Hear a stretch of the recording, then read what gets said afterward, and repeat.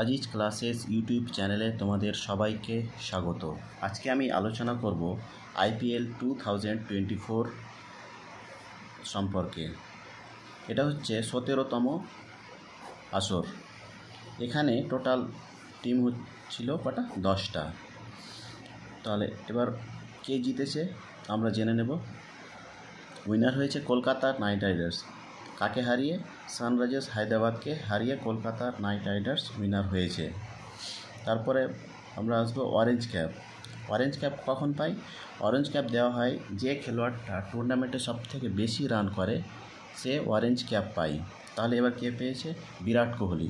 তিনি RCBর হয়ে খেলেন, মোট রান করেছেন 741 রান করেছেন। তারপরে পার্পল ক্যাপ। পার্পল ক্যাপ কখন পায়? যখন যে খেলোয়াড়টা সবথেকে বেশি উইকেট পাবে পুরো টুর্নামেন্টে তখন সে পার্পল ক্যাপ পাবে। তাহলে এবার কে পেয়েছে? হর্ষল প্যাটেল। কটা উইকেট পেয়েছে?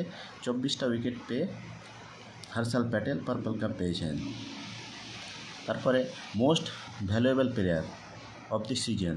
এই সিজনে মোস্ট ভ্যালুয়েবল প্লেয়ার হয়েছেন সুনীল নারিন। উনি KKR হয়ে খেলেন। Emerging player of the season Nitish Kumar Reddy. উনি সানরাইজার্স হায়দ্রাবাদের হয়ে খেলেন।